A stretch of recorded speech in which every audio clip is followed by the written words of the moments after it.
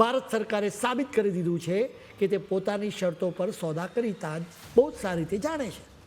ટ્રમ્પના સાથીદારો ભલે સોશિયલ મીડિયા પર એવો દેખાવ કરતા હોય કે અમેરિકાના ખેડૂતો માટે ભારતના દરવાજા ખુલી ગયા છે, પણ હકીકત એ છે કે ભારત સરકારે અત્યંત ચાલાકી અને મક્કમતાથી આ ડીલમાં માત્ર અમુક જ કૃષિ ઉત્પાદનોને મંજૂરી આપી છે.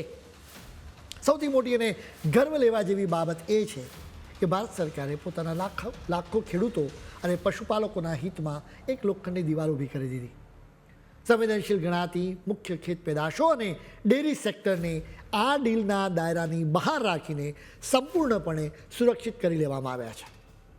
સરકારે સ્પષ્ટ કરી દીધું છે કે જે રીતે આપણે અગાઉ બ્રિટન, ન્યૂઝીલેન્ડ અને યુરોપિયન યુનિયન સાથેના વેપાર કરારો વખતે પણ આપણા ડેરી ઉદ્યોગો અને ખેડૂતોના હિતો સાથે કોઈ બાંધછોડ નહોતી કરી, એ જ ગંભીર અને મજબૂત વલણ અમેરિકા સામે પણ અકબંધ રાખ્યું છે. અત્યારે બંને દેશોના અધિકારીઓ દસ્તાવેજી કામગીરી કરી રહ્યા છે.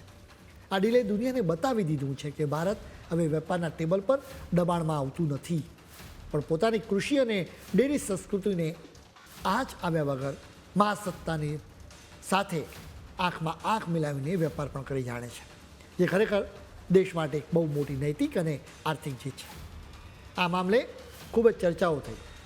આખરે વાણિજ્ય મંત્રી પિયુષ ગોયલે પણ ખુલાસો કર્યો.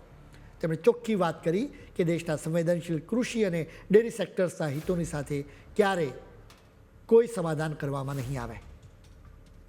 એટલું જ નહીં, અમેરિકા સાથેની ટ્રેડ ડીલમાં પણ કૃષિ અને ડેરી સેક્ટર્સને સુરક્ષિત રાખવામાં આવ્યા છે, કેમ કે પીએમ મોદીની સરકાર ખેડૂતોની આવક વધારવા માટે કટિબદ્ધ છે.